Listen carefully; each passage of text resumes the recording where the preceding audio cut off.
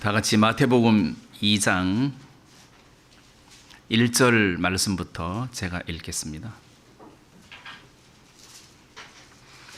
헤롯 왕 때에 예수께서 유대 베들레헴에서 나심에 동방으로부터 박사들이 예루살렘에 이르러 말하되 유대인의 왕으로 나신 이가 어디 계시뇨? 우리가 동방에서 그의 별을 보고 그에게 경배하러 왔노라 하니 헤롯 왕과 온 예루살렘이 듣고 소동한지라. 왕이 모든 대제사장과 백성의 서기관들을 모아 그리스도가 어디서 나겠느냐 물으니 가로되 유대 베들레헴이오니 이는 선지자로 이렇게 기록된 바 또 유대 땅 베들레헴아 너는 유대 고을 중에 가장 작지 아니하도다. 내게서 한 다스리는 자가 나와서 내 백성 이스라엘의 목자가 되리라 하였음이니이다. 10절 저희가 별을 보고 가장 크게 기뻐하더라. 집에 들어가 아기와 그 모친 마리아에 함께 있는 것을 보고 엎드려 아기께 경배하고 보배합을 열어 황금과 유향과 모략을 예물로 드리니라. 마태복음 2장 말씀 11절까지 읽고 이사야 9장에 있는 말씀을 제가 몇 구절 더 읽겠습니다. 구약 성경 이사야 9장 3절 주께서 이 나라를 창성케 하시며 그 즐거움을 더하게 하셨으므로 추수하는 즐거움과 탈취물을 나누는 때의 즐거움같이 그들이 주 앞에서 즐거워하오니 이는 그들의 무겁게 맨 멍에와 그 어깨의 채찍과 그 압제자의 막대기를 꺾으시되 미디안의 날과 같이 하셨음이니이다. 어지러이 싸우는 군인의 갑옷과 피 묻은 복장이 불에 섭같이 살라지리니 이는 한 아기가 우리에게 낳고 한 아들을 우리에게 주신 바 되었는데 그 어깨에는 정사를 메었고 그 이름은 기묘자라 모사라 전능하신 하나님이라 영존하시는 아버지라 평강의 왕이라 할 것임이라. 여기 6절 말씀까지 읽어드렸습니다. 예수님 탄생하신 말씀은 마태복음 2장 또 누가복음 2장에 나타나는데 마태복음 2장에 나타나는 배경은 마구간이 아니고 집입니다. 집. 마태복음 2장에 나타난 예수님 탄생에서는 동방 박사들이 와서 예수님께 황금과 유향과 모략을 예물로 드린 이야기고 누가복음 2장에 나타난 배경은 예수님이 구유에 누워 계시는 말하자면 마구간에서 예수님이 탄생을 하셨고 그 마구간에서 탄생하신 예수님께 들에서 양치는 목자들이 천사의 음성과 지시를 받아가지고 마구간에 와서 예수님께 경배하는 이야기입니다. 근데 이제 이 두 개를 엄쳐가지고 동방 박사들이 마구간에 탄생하신 예수님께 경배하는 걸로 이렇게 겹쳐서 생각하시면 시간이 안 맞습니다. 그래서 보통 그 크리스마스 칸타타 때 동방 박사들이 마구간에 탄생하신 예수님께 황금과 유향과 모략을 예물로 드린 것은 그냥 탄생에 초점을 맞추어서 그렇게 설정한 것이지 동방 박사들은 마구간에 간 적이 없습니다. 그 잘못 이해를 하셔가지고 동방 박사들이 마구간에 갔구나 그렇게 생각하시면 안 됩니다. 그 연극을 너무 열심히 봐서 그렇습니다. 근데 이제 마태복음 2장에 나타난 동방 박사는 이 성경에 보면 2장 11절에 집에 들어가 아기와 그 모친 마리아 이렇게 되어 있습니다. 집에 들어갔다. 그리고 영어 성경에 보면 마태복음 2장의 아기는 young child로 나와 있습니다. young child. 그러니까 이제 6개월이나 1년쯤 된 아기입니다. 근데 누가복음 2장에 나타난 아기는 베이비예요. 그래서 누가복음 2장에 탄생하신 그 예수님, 그건 목자들이 마구간에 나신 예수님을 찾아가서 경배하고 찬송과 영광을 돌리는 이야기고, 그 이후에 8일 만에, 난지 8일 만에 예루살렘에 가가지고 할례를 행하고, 그리고 또 난지 33일이 되면 엄마의 몸이 깨끗하게 됐기 때문에 다시 또 예루살렘 성전에 가서 하나님 앞에 예물과 제사를 드리고, 이런 기간을 다 통과하고 최소한 6개월 정도는 지났지 않았을까. 그래서 헤롯 왕이 베들레헴에 있는 2살 이하의 사내 아이를 죽이라고 말한 이유가, 이미 예수님이 탄생하시고 난 이후에 많은 시간이 흘렀기 때문에 2살 이하라고 이야기를 한 겁니다. 만약에 태어난 지 이제 뭐 금방 태어나셨고 뭐 한 2, 3일밖에 안 됐다면 갓 태어난 아이들을 모조리 죽여라, 그렇게 했을 텐데 2살 이하라고 설정한 것을 보면 예수님 태어나신 지가 좀 됐다, 우리가 그렇게 짐작할 수가 있습니다. 근데 뭐 그렇게 중요한 이야기는 아니지만, 혹시 동방 박사들이 마구간에 갔다고 할까봐 좀 그렇게 하면은 좀 이렇게 질이 떨어진단 말입니다. 이게 크리스찬으로서 질이 좀 떨어진다. 근데 이제 오늘 제가 말씀 전하려고 하는 그 포인트가, 예수님이 태어나셨어요. 메시아가, 그리스도가 태어나셨어요. 근데 이게 굉장히 기쁜 일이라는 것입니다. 기쁜 일이에요. 그러면 동방 박사들이 태어나신 아기 예수님께 경배하기 위하여 예루살렘까지 왔다가 그리고 다시 베들레헴까지 왔는데, 2장 마태복음 2장 10절 말씀에 보면, 저희가, 동방 박사들이죠, 저희가 별을 보고 가장 크게 기뻐하더라. 자, 별을 보고 굉장히 기뻐했는데, 왜 별을 보고 기뻐했냐? 그 별이 메시아가 난 곳을 정확하게 가르쳐주고 인도해 주었기 때문에 이제야 우리가 지금 만나고 싶어하는 아기 예수님 메시아를 만나게 됐다. 다시 말하면 메시아를 만나게 됐다는 어떤 기쁨 때문에 그 별을 보고 가장 기뻐하고 크게 기뻐하더라. 그러니까 메시아가 빠진 별은 의미가 없잖아요. 다시 말하면 동방 박사들은 아기 예수님을 만나는데 너무너무 기뻤다는 거죠. 너무너무 기뻤다. 자, 이 이야기는 이 세상에 2000년 전에 오신 예수님, 그건 의미가 없고, 오늘 이 순간 또 요즘 이 시대에 아기 예수님이 우리 마음 속에 탄생하시는 것이, 그게 가장 중요하다는 겁니다. 예수님이 내 마음에 탄생하셔야 내 구세주가 되셔야 되지, 예수님이 만인의 구세주는 되는데 나의 구세주가 되지 않는다면 의미가 없다는 거죠. 그러면 예수님께서 내 마음의 구세주로 임하셨어요. 태어나셨어요. 그럼 우리가 동방 박사들이 아기 예수를 보고 기뻐하고 기뻐했던 것처럼 우리 마음에 태어나신 이 예수님을 인하여 내가 크게 기뻐하고 크게 기뻐하느냐.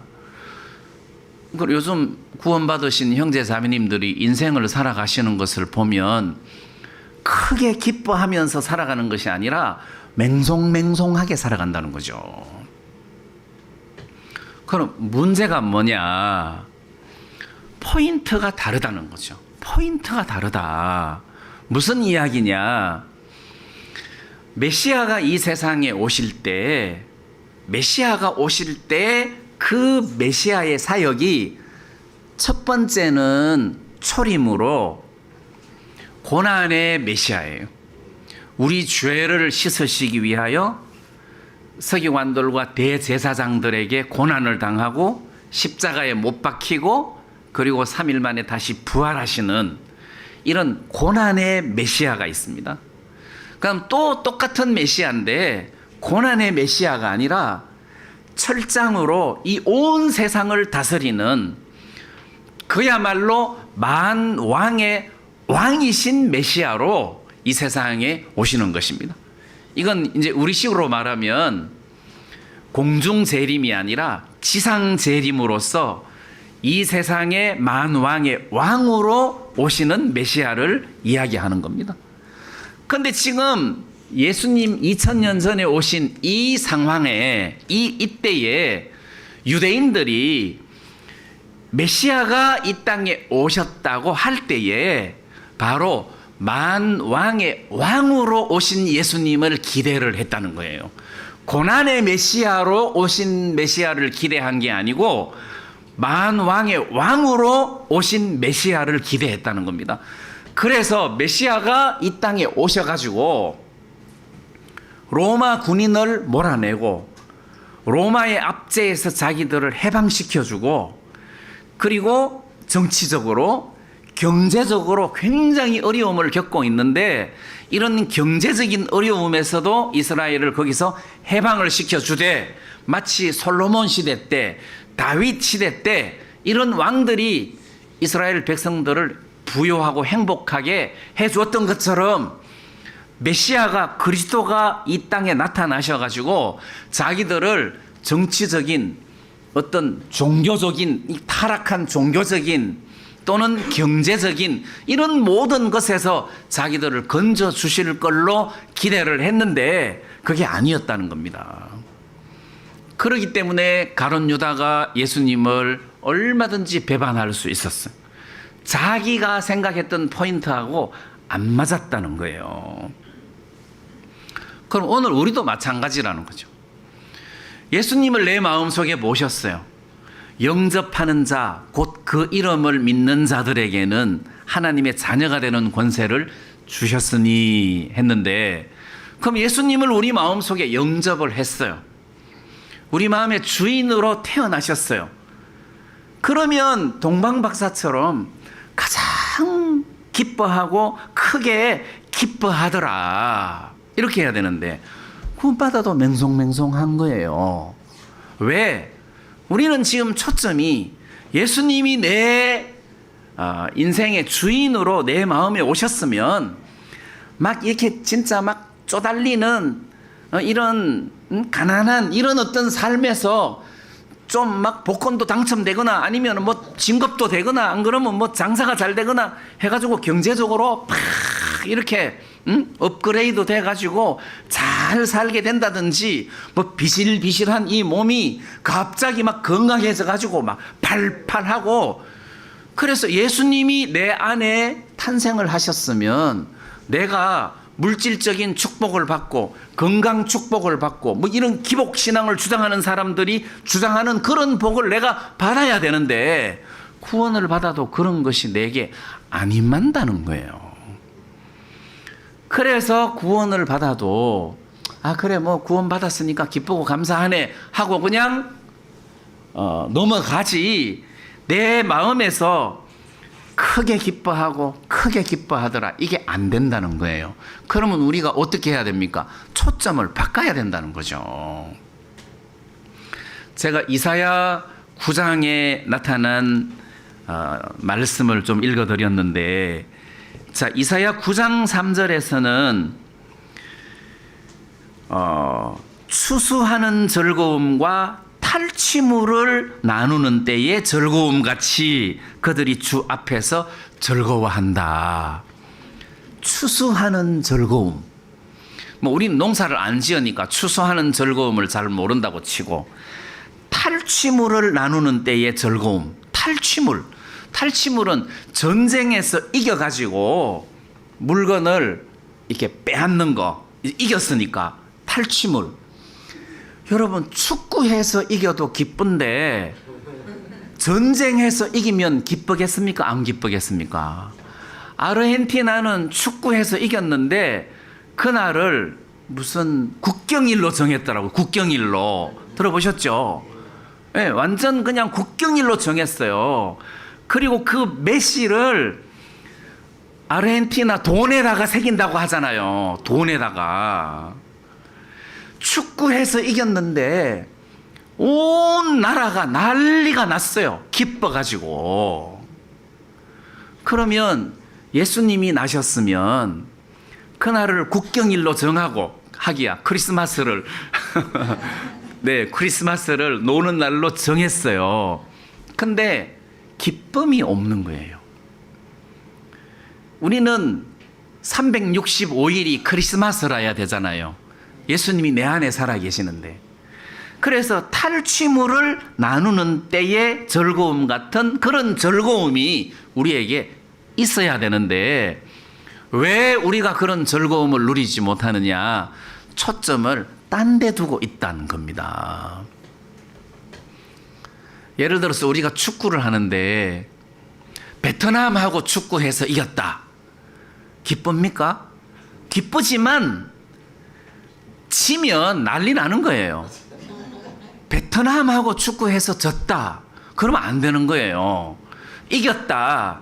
뭐 기쁘기는 하지만 너무 당연하기 때문에 그 기쁨의 즐거움이 약하다는 겁니다. 근데 만약에 우리가 아르헨티나하고 축구해서 이겼다. 그럼 난리 나는 거예요. 우리가 초점을 하나님에게 둬야 된다. 다시 말하면 하나님이 아담과 하와를 만드셨어요. 근데 이 아담과 하와가 범죄함으로 하나님으로부터 멀어졌다는 겁니다. 하나님으로부터 멀어졌다. 탕자로 말하면 아버지를 떠났다. 그래서 허랑방탕한 삶을 살고 가난한 삶을 살 수밖에 없었다. 탕자가. 그래서 아버지로부터 받았던 그 재산을 허랑방탕하게 다 허비한 거예요. 허비했어요. 그리고 그 나라에 크게 흉년이 들어가지고 먹을 것이 없었단 말입니다. 그래서 돼지를 치는 무슨 알바 같은 그런 직장을 얻어서 들어갔는데 그걸로도 배를 채울 수가 없어가지고 돼지가 먹는 쥐엄 열매로 배를 채우고자 하되 주는 자가 없었다. 이랬단 말이에요. 자, 그러면 그 탕자의 상황에서 아버지가 기대하는 거는 너 거기 있지 말고 아버지에게로 돌아와라. 이게 아버지가 원하는 거예요. 돌아와라. 아버지가 원하는 겁니다. 구원이란 말입니다. 근데 지금 탕자가 원하는 거는 쥐엄 열매로 배를 채우는 거예요.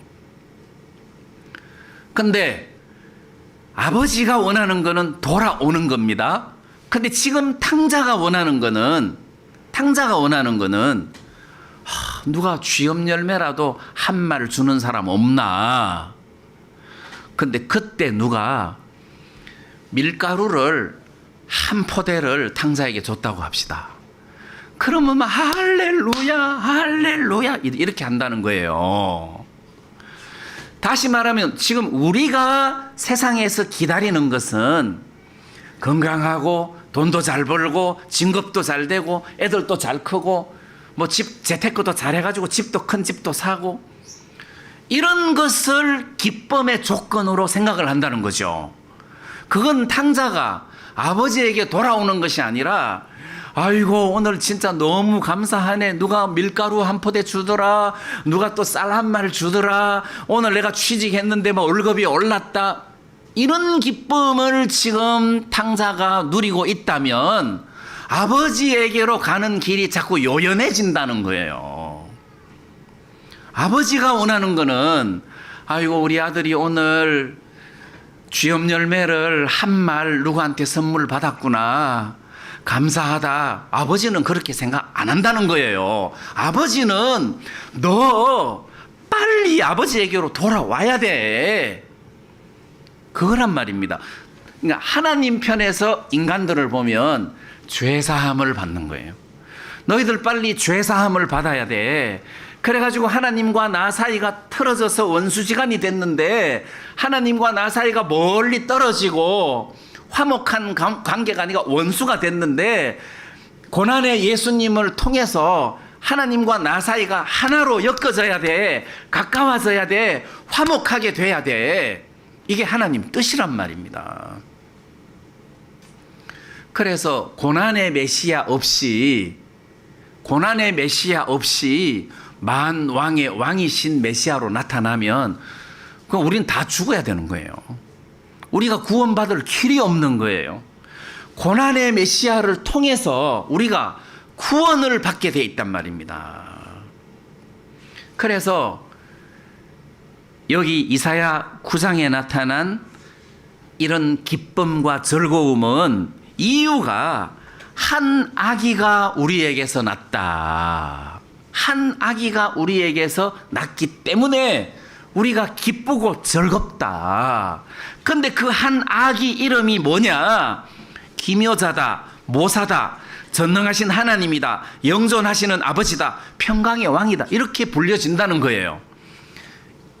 이 크리스마스 성탄절에 태어나신 아기 예수 이름이 이사야 9장에서는 여러 개로 평강의 왕이다, 모사다, 기묘자다, 자 이렇게 부른단 말입니다. 근데 평강의 왕이라는 것은 평화의 왕이다. 이 세상의 평화뿐만 아니라 하나님과 나 사이를, 하나님과 여러분들 사이를 평화로 화목하게 엮어주는 이 일을 하시는 분이라는 거예요. 또 유대인과 이방인은 갭이 컸잖아요. 유대인은 이방인을 짐승 취급하고 이방인은 유대인들을 꼴값하고 있네 해서 그들을 아주 이상하게 취급을 해서 유대인하고 이방인은 아주 그 갭이 커가지고 한 상에 앉아가지고 밥도 안 먹어요. 근데 예수님의 십자가의 죽으심으로 고난의 메시아가 십자가의 고난을 당하신 그 고난으로 이방인과 유대인을 하나로 묶었잖아요. 하나로 화목하게 시켰다. 그리고 이 하나를 하나님과 화목시키는 일을 하셨다. 그래서 메시아가 이 세상에 오신 목적은 고난의 예수님으로서 하나님과 나 사이를 화목하게 만들어 놓으신 일을 했다는 거예요. 제가 시골 교회에 있을 때 무당이 있었는데 이 무당은 신하고 굉장히 가깝고 신하고 가까워야 돼. 이 무당이. 근데 신하고 틀어지면 이 사람 굉장히 힘들어해요. 그래서 집에서 제일 높은 신 대장군 신, 그리고 바깥에서 제일 높은 신 산신령. 그래서 한 번은 푸닥거리를 하는데 왜 푸닥거리를 하냐? 남편이 변소를 잘못 팠는데 대장군 신이 노했다는 거죠. 그래서 산신령한테 산신제를 드린다고 하더라고. 그러면 산신령이 대장군 신한테 지시해가지고 참아라 해서 풀어준다는 거죠. 신과의 관계가 굉장히 민감하더라는 거죠. 무당도. 그럼 우리는 하나님의 아들이고 우리는 예수 믿는 사람인데 하나님과 우리 사이의 관계가 굉장히 중요한 거잖아요. 우리가 무슨 성탄절이라고 해서 연보를 많이 한다고 하나님과 우리 사이가 가까워지냐? 아니라는 거죠. 예수님이 고난당하신 그 고난의 대가로 하나님과 우리 사이가 하나가 된 것이고 가까워진 것이잖아요. 그러니까 우리는 1년 365일 하루 24시간 언제든지 하나님 앞에 나가면 되는 거예요. 구약의 대제사장들은 언제든지 하나님 앞에 나갈 수가 없었어요. 하나님 앞에 나가려면 자기 몸을 정결하게 해야 돼요.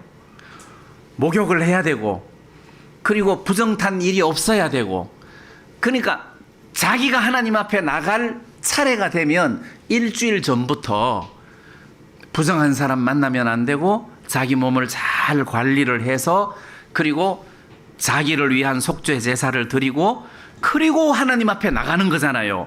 언제든지 나갈 수가 없었단 말입니다, 대제사장도.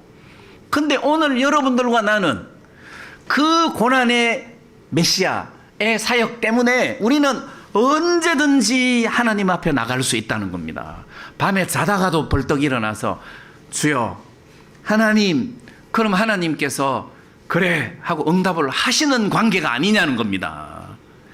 그래서 하나님과 우리 사이의 관계가 하나가 된 이 은혜가 하나님 편에서 보면 우리가 집 사고, 우리가 복권 당첨되고, 건강하게 잘 되고, 애들이 잘 크고, 그거는 하나님 편에서 보면 두 번째라는 거죠. 하나님 편에서는 두 번째라는 거예요.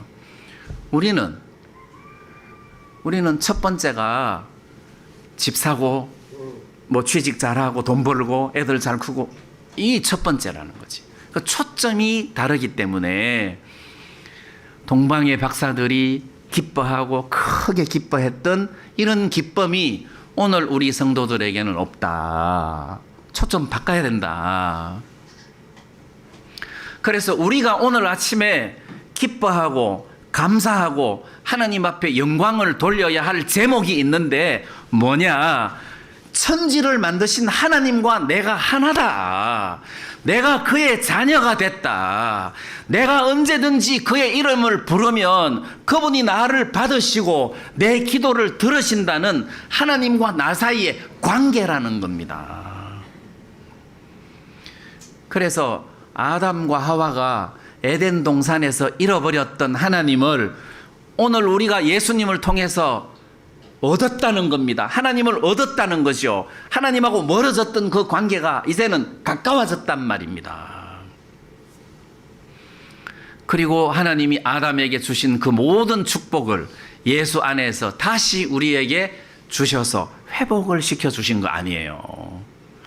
자, 그런 의미에서 예수님이 이 세상에 오셨을 뿐만 아니라 오늘 여러분들 마음 안에도 탄생하셨다. 내 마음 안에 예수님이 탄생하셨다.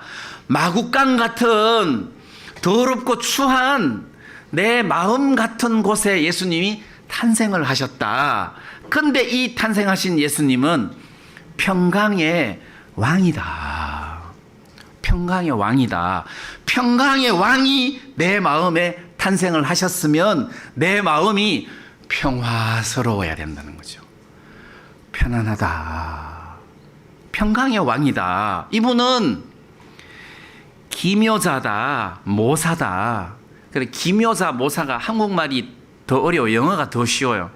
이게 원더풀 카운셀러예요. 그래, 원더풀 카운셀러다. 야, 내 안에 오신 예수님은 카운셀러다. 진짜 그래요. 하나님, 내가 왜 살아야 됩니까? 할 때 말씀으로 나에게 카운셀러를 해주셔요. 말씀으로 하나님의 영광을 위하여 사는 거다. 하나님께서 그 영광을 위하여 이 모든 것들을 만드셨다. 하나님, 내게 왜 이런 어려운 일을 주십니까? 할 때 주님은 나한테 카운셀러로서 대답을 해주시는 거예요. 네가 감당할 수 없었다면 내가 이 어려움을 네한테 주지도 않았을 거다. 너는 이 어려움을 충분히 감당할 수 있다. 그래서 줬다. 그리고 하나님을 사랑하는 자, 곧 그 뜻대로 부르심을 입은 자들에게는 이 모든 것을 합하여 선을 이루느니라. 내가 너에게 이 어려움을 주었는데 이걸로 어떤 선을 이루고자 한다. 어떤 열매를 만들려고 한다. 어떤 간정을 만들려고 한다. 그래서 너에게 주었는데 이거 너에게 진짜 굉장히 좋은 거다. 그래서 내 마음이 시험 들었을 때, 내 마음이 공고할 때, 내 마음이 어려울 때 이 어려운 마음을 풀어줄 수 있는 진짜 원더풀 카운셀러가 여러분들 안에 살아계시는 예수님이라는 거잖아요. 어느 날 내가 굉장히 두려웠어요. 장래를 생각하면 두렵잖아요. 그리고 이것저것 생각하면 두려울 때가 있어요. 내가 굉장히 두려워하니까 주님이 말씀으로 내게 이야기하시더라고요. 하나님이 주신 마음은 두려워하는 마음이 아니다. 하나님이 이게 하나님이 준 마음이 아니구나. 그럼 마귀가 나를 두렵게 하려고 이런 마음을 주었구나. 그럼 내가 간직할 필요가 없겠네 해서 그 두려운 마음에서 벗어나지더라는 거예요. 자, 그래서 여러분들 안에 살아계시는 예수님은 원더풀 카운셀러다. 여러분들이 마음이 어렵고 힘들 때, 누구에게 물어볼 일이 있을 때 말씀 앞으로 가봐라. 예수님 앞으로 가봐라. 예수님께서 여러분들에게 뭐라고 말씀하시는지 한번 귀를 기울여 봐라. 그분이 여러분들에게 가만히 있지 않을 거다. 그래서 이 예수님은 내게 어렵고 힘들 때, 내가 공고할 때, 마음이 아플 때 말씀을 하시더라는 거예요. 이 말씀으로 내게 말씀을 하시더라. 그분은 기묘자고 모사다. 평강의 왕이다. 이분이 내 안에 살아 계시는데 내가 매사에 평화스럽다. 평화스럽다. 그래야 이게 정상이라는 거예요. 그래서 사도 바울은 이 보배를 질그릇에 가졌으니 했는데 이게 보배라는 거지. 내 안에 살아계시는 이 예수님이 보배다. 내가 이 보배를 질그릇에 가졌는데 보배다. 그래서 우리가 초점을 세상 사람들처럼 잘 살고 건강하고 자식도 잘 키우고 이거는 항상 두 번째로 두어야 된다는 거죠. 그럼 첫 번째는 하나님과 나 사이의 관계에다가 두어야 된다는 거죠. 그래서 우리는 그래 나는 구원받았어. 따놓은 당상이야. 그렇게 하면 안 돼요. 이거를 누릴 줄 알아야 된다는 거죠. 예수님이 내 안에 살아 계신다.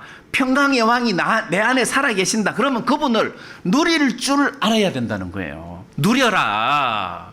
그분이 내 안에서, 여러분 왕이라는 것은 이리 오너라 그럼 와야 되잖아요. 저리 가라 그러면 가는 거 아니에요. 바람을 보고 잠잠해라 그럼 말을 듣잖아요.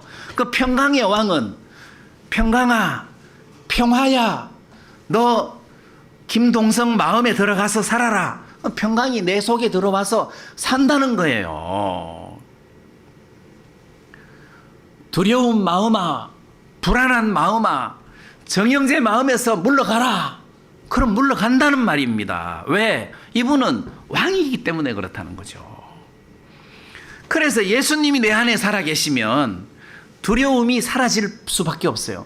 모든 갈등과 문제들이 사라질 수밖에 없단 말입니다.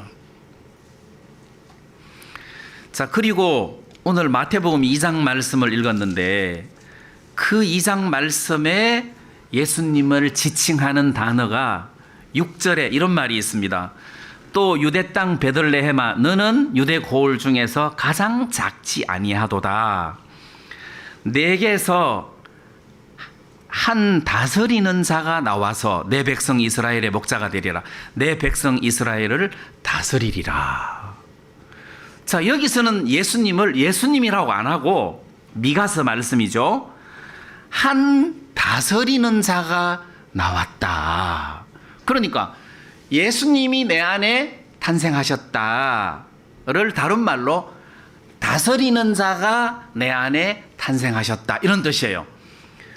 예수님이 내 안에 탄생하셔가지고 다스리신다는 것이 내 안에 탄생하셨으면 내 인생을 다스리는 거잖아요.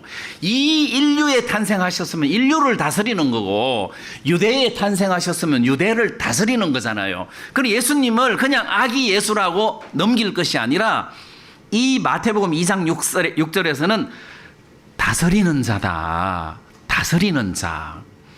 저는 다스리는 자, 다스린다는 것을 국어사전으로 찾아보면 국가나 사회, 단체를 보살피고 관리하고 통제한다는 뜻입니다. 나는 이 용어가, 이 단어가 너무 감사한 거예요. 아, 예수님이 내 안에 들어오셔가지고 나를 다스리시구나.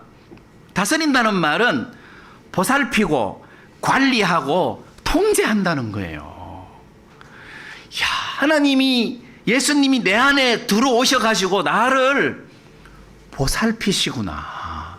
보살피시구나. 그러니까 내가 안전할 수밖에 없잖아요. 그리고 이분은 나를 관리를 해주신다. 관리. 여러분들이 건강 관리 이런 거 있죠. 건강 관리할 때 단 거 너무 많이 먹으면 안 돼. 이렇게 딱 자르고, 밤에는 안 먹는 게 좋아 하고 자르고, 이거는 맛없어도 먹어야 돼. 뭐 이렇게 관리잖아요. 관리. 근데 예수님이 내 안에 들어오셔가지고 내 인생을 관리를 하시더라는 거예요. 관리하시더라는 거예요. 너 구원받은 사람으로서 이렇게 살으면 안 돼. 너 마음 낮춰야 돼. 너 마음 너무 높아. 네가 목사지만 너도 형제야. 마음 낮춰야 돼. 그러니까 내 안에 오신 예수님이 내 마음에서 나를, 내 인생을 관리를 해 주시더라. 자, 오늘 피아니스트가 홀몸이 아니에요. 안에 옥동자가 잘 자라고 있어요. 그러면 엄마가 이거를 느낍니까? 못 느낍니까? 당연히 느끼죠. 당연히 느끼죠. 느낍니다. 그러면 메시아가, 예수님이 우리 마음에 살아계셔요. 우리 마음에 탄생하셨어요. 그럼 우리가 삶 속에서 이분을 느낍니까? 못 느낍니까? 느껴야 되는 거예요. 이분은 귀신 같은 신적인 존재가 아니에요. 이분은 사람 같은 인격체예요. 이분이 우리 속에 살아서 한 인격체로 우리 안에 계시기 때문에 이분을 느낄 수가 있는 것이 정상이라는 거예요. 이분이 우리에게 말씀으로 우리에게 말씀하시는 것을 우리는 들을 수 있어야 된다는 거예요. 예수님이 내 안에 살아계신다.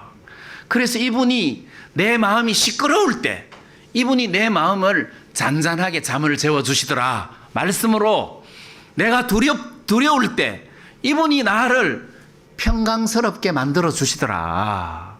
내가 교만할 때 내 마음을 낮추어 주시더라. 내가 힘들어할 때 나를 위로해 주시더라. 그게 다스리는 자고, 이런 예수님이 여러분들 마음에, 내 마음에 살아 계신다는 것이잖아요. 그냥 뭐 예수님 내 마음에 계시네 뭐 이렇게 하면 안 돼. 옛날에 어떤 목사님이 구원받기 전에 자기 집 고향 그 뒷뜰에 강이 하나 흐르고 있는데, 밤에 거기 가서 유행가를 부르면서 철철 울면서 유행가를 불렀대. 그 유행가가 고향이 그리워도 못 가는 신세, 그러면서 막 그 고향집 뒷뜰에 앉아가지고 고향이 그리워도 뭐 못 가는 신세하고 막. 여러분, 우리는 우리 마음에 영접하신 예수님을 그냥 꽂아 놓은 보릿자루처럼 그냥 무시하고 살면 안 돼요. 그래서 우리는 이 마음 안에 살아계시는 예수님을 누릴 줄 알아야 된다는 거죠. 내가 외면하고 내가 모르는 체하고 그냥 내가 업신여기면 이분이 내 안에서 아무 일도 하실 수 없어요. 내가 이분을 느끼고 내가 이분을 바라보고 내가 이분에게 물어보고 내가 이분에게 영광을 돌리고 이분과 더불어 교통하는 삶을 사는 동안 이분의 숨결을 느낄 수가 있단 말입니다. 그래서 주님이 나를 다스리시는 분으로 내 안에 살아 계시는구나. 또 다스린다는 표현을 다른 설명으로 설명을 하면 사물을 일정한 목적에 따라 잘 다듬어서 정리하고 처리를 한다. 사물을 일정한 목적에 따라 잘 다듬어. 그러니까 나는 구원을 받고 난 다음에 내 인생이 예수님에 의해서 잘 다듬어졌어요. 예수님에 의해서 내 인생이 잘 다듬어졌어요. 그래서 저는 누가 나보고 만약에 다시 태어난다면, 김동성 목사님이 다시 태어난다면 지금까지 온 길을 오고 싶은가? 그럼 나는 지금까지 온 길을 오고 싶다. 만약에 내가 다시 태어난다 하더라도. 왜? 주님이 내 인생을 잘 당신의 목적에 따라서 잘 다듬어 주셨다. 인생을 이렇게 주님 은혜 안에 살기가 쉽지 않은데 주님이 나를 잘 다듬어 주시고 정리를 하시고 내 인생을 잘 처리해 주셨다. 자, 이런 예수님이 내 안에 탄생을 하셨는데 기쁘다. 이 예수님이 내 인생의 주인이신데 나는 이런 주님이 살아 계신다. 초점을 거기다가 둬야 되는 거 아니에요? 초점을. 베드로처럼 금과 은은 내게 없지만은 내게 있는 것이 있는데 그걸 내가 너에게 주겠다. 나사렛 예수 그리스도다. 나는 금과 은은 없다. 그렇지만 내 안에 나사렛 예수 그리스도가 계신다. 이걸 내가 너에게 주고 싶다. 베드로가 그 고백을 한 거잖아요. 오늘 아침 우리도 마찬가지라는 거죠. 우리가 기뻐하고 크게 기뻐하려면 조건이 무슨 복권이 당첨돼야 되는 게 아니라 내 안에 예수 그리스도가 살아 계시구나. 베드로가 그렇게 기대했고 의지했던 나사렛 예수 그리스도가 내 안에 살아 계시구나. 이분이 내 인생을 다스리시고 보살피시고 관리하시고 통제를 하시는구나. 여러분, 이 통제라는 말이 통제, 내 스스로는 못하는 거예요. 여러분, 나는 이 육신의 정욕이, 이 어떤 쾌락이, 육신을 향해서 달려나가고자 하는 이런 어떤 욕망이 내 스스로는 절제가 안 된단 말입니다. 근데 내 안에 계시는 예수님이 왕으로서 내 삶을 통제를 해 주신다는 거예요. 통제를. 그래서 왜 과거에 술고래 같은 사람, 담배를 못 끊어가지고 힘들어하던 사람, 구원을 받고 아주 쉽게 끊은 간정들을 우리가 많이 들었단 말이에요. 여러분, 죄에 빠진 사람을 거기서 건져내는 게 쉽지 않은데 주님이 우리를 잘 통제를 하시다가 보니까 나를 죄에서 딱 이렇게 통제시켜 가지고 멀어지게 하시더라는 거예요. 이런 예수님이 우리 가운데 살아 계신다. 여기다가 여러분들이 소망을 두면 기뻐할 수밖에 없다. 이 말씀을 좀 여러분들에게 드리고 싶고, 그 다음 이제 오늘 마태복음 2장 3절 말씀에 보면 헤롯 왕과 온 예루살렘이 듣고 소동한지라. 여러분, 이 소동했다는 말은 다른 번역으로 번역하면 당황스러워했다는 거죠. 그 유대인의 왕으로 나신 이가 어디 계시냐, 그에게 경배하러 왔다 하니까 헤롯 왕이 당황스러워했다는 거죠. 당황스러워하다 또는 두려워하다 또는 불안해하다, 이런 의미예요. 헤롯 왕이 불안해하고 두려워하고 당황스러워하더라는 거예요. 헤롯 왕은 굉장히 욕망이 강한 왕이었어요.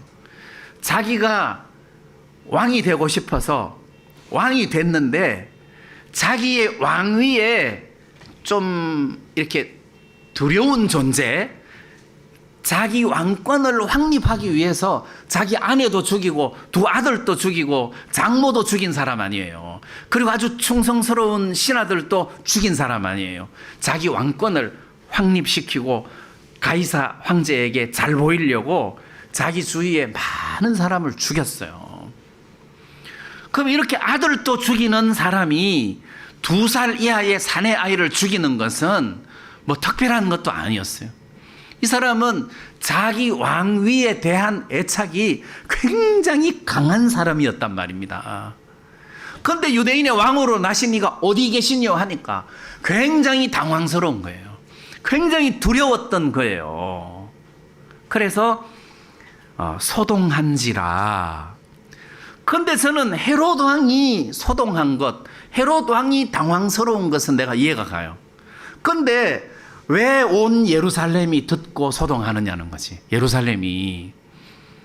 여러분, 여기서 이야기하는 온 예루살렘은 내가 생각할 때 기독권자들이에요.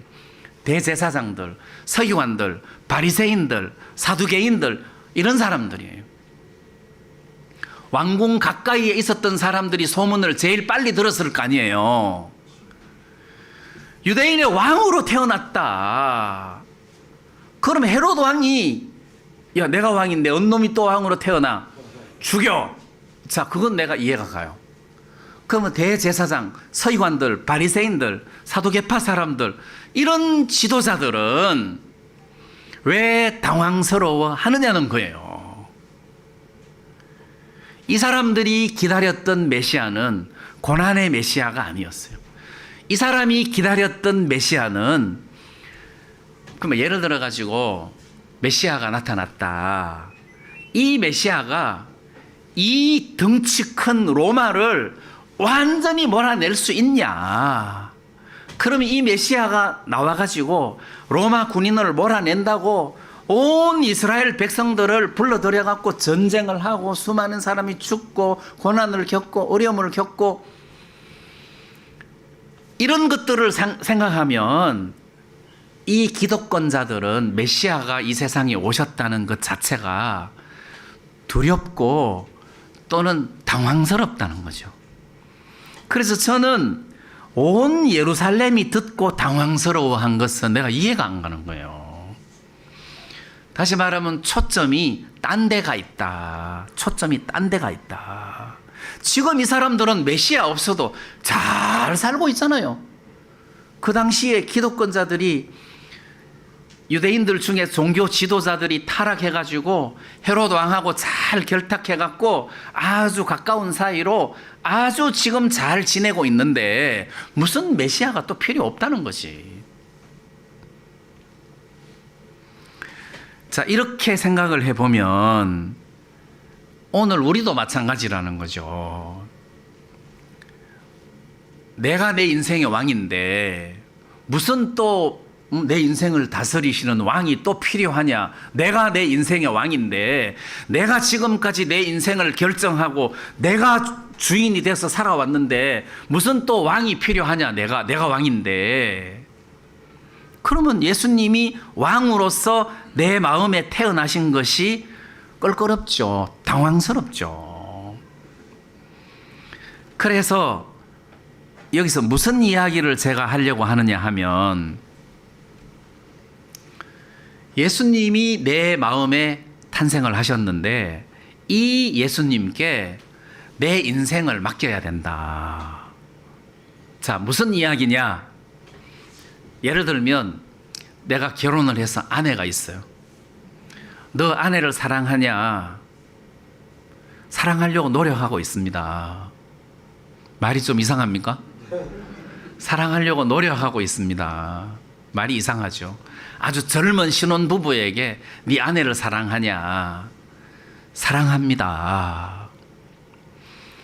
그럼 앞으로 네 아내를 기쁘고 행복하게 해줄 수 있냐? 자신이 없다고 말해야 돼요. 내가 말하려고 하는 것은 나는 아내를 사랑하지만 아내를 기쁘게 할 자신이 없다는 거예요. 아내를 기쁘게 할 능력이 안 된다는 거예요. 왜? 나도 나를 기쁘게 못 하는데, 나도 내가 마음에 안 드는데 내가 아내를 어떻게 기쁘게 할 수 있느냐는 거예요. 난 기쁘게 못 한다. 100점짜리 남편 될 자신 있느냐? 저 없습니다. 저는 자신 없습니다. 저 아들이 있습니다. 너는 100점짜리 아버지 될 자신 있냐? 없습니다. 저는 100점짜리 아버지 될 자신 없습니다. 없습니다. 그러면 이 가족들을 행복하게 해줄 자신 있느냐? 이 가족들을 행복하게 해줄 자신 있느냐? 저 자신 없습니다. 그러니까 인간은 자신이 없다고 해야 되는 거예요. 내가 가장으로서 자식을 지켜줘야 되는데 암에서도 지켜주고 교통사고에서 지켜주고 우한에서 지켜주고 해줘야 되는데 나는 그럴 자신이 없다는 거예요. 난 못합니다. 설사 그런 게 없다 하더라도 나는 가족을 지킬 능력이 없는 사람입니다. 그러면 주님에게 맡겨라. 너는 왕 자격 없다. 너는 예수님에게 맡겨라. 그런데 내 안에 왕으로 오신 이 예수님에게 하나님, 예수님, 나는 내 아내를 기쁘게 해줄 수가 없습니다. 예수님이 내 대신 주인이 되셔가지고 내 아내를 기쁘게 해 주십시오 했는데 내 아내가 너무 기쁜 거예요. 예수님이 내 아내의 마음 속에서 내 아내를 평화롭게 하고 기쁘게 하고 행복하게 해주면 나는 해줄 수 없는데 주님은 내 아내를 기쁘게 해 주더라는 거죠. 그 수밖에 없어요. 나는 내 아들을 행복하게 해줄 수 없지만 예수님은 내 아들을 가장 행복하게 만들어줄 수 있는 분이란 말이에요. 그래서 예수님에게 맡겨야 되는 거고 예수님을 왕으로 모셔야 되는 거 아니에요. 그런 의미에서 우리는 기뻐하는 것이 마치 당황스러워하는 것은 뭔가 초점이 잘못된 거다. 초점이 잘못된 거다. 그래서 내 인생의 주인이 예수님이라는 것에 대해서 오해를 하시면 안 돼요. 나는 내 인생을 내가 행복하게 할 자신이 없더라고요. 나는 행복하게 할 자신이 없다. 근데 매사에 예수님이 나를 도와주면 나는 행복하게 인생을 살 수가 있다는 거죠. 그럼 예를 들어서 제가 군대 생활할 때는 백이 있는 사람은 군대 생활하기가 편하고 쉬웠어요. 백이 있으면.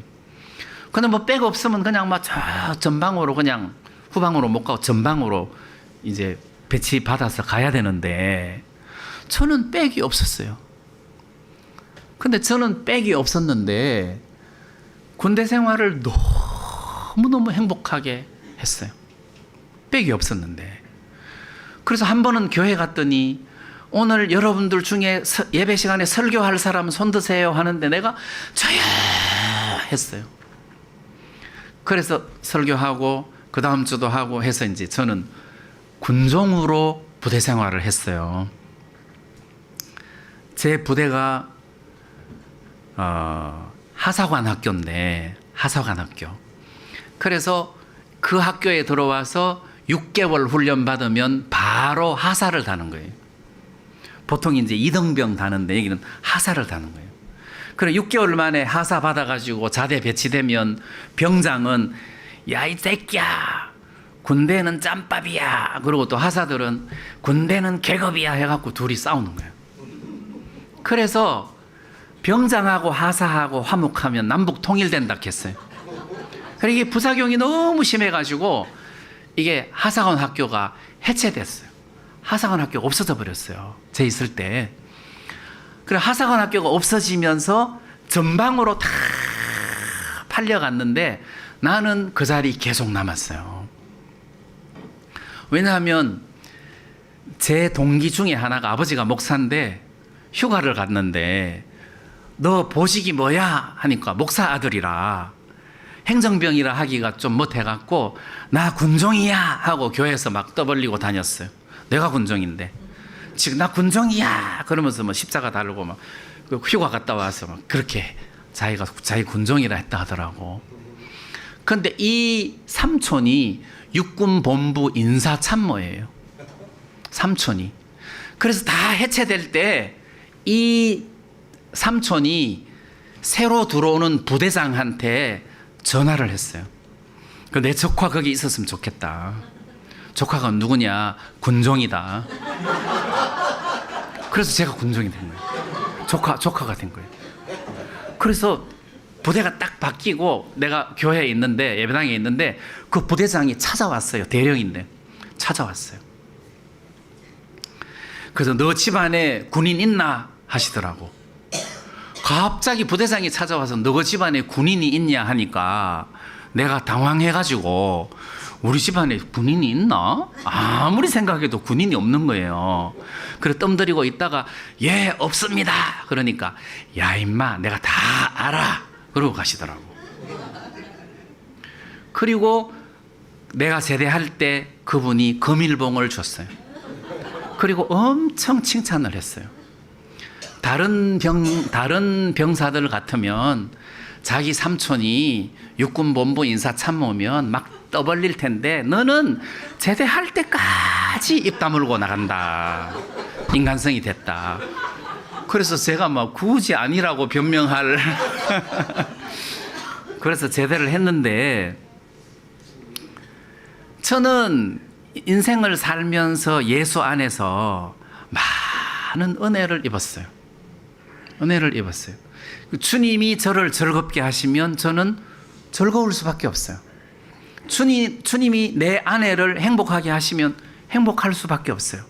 내가 하는 것보다 주님이 하는 게 훨씬 행복하단 말입니다. 자, 그래서 이 마태복음 2장에서 동방 박사들은 크게 기뻐하고 가장 크게 기뻐하는데 헤롯 왕과 온 예루살렘은 당황스러워하고 두려워하더라.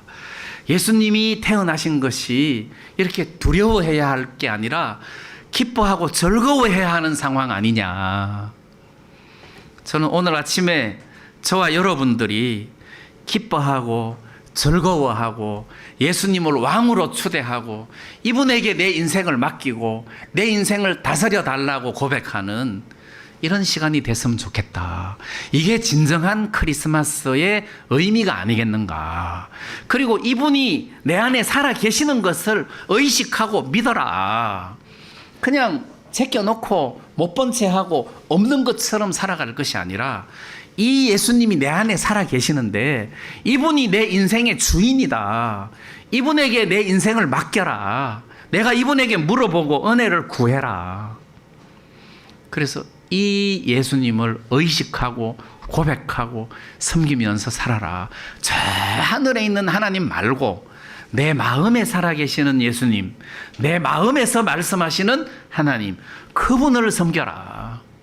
오늘 아침에 여러분들에게 이런 말씀을 드리고 싶었습니다. 오늘 행복한 성탄절 되시기 바라고 1년 365일 이 만왕의 왕이신 예수님을 노래하고 경배하는 이런 삶을 우리가 다 살았으면 좋겠습니다. 우리 말씀 여기까지 드리겠습니다.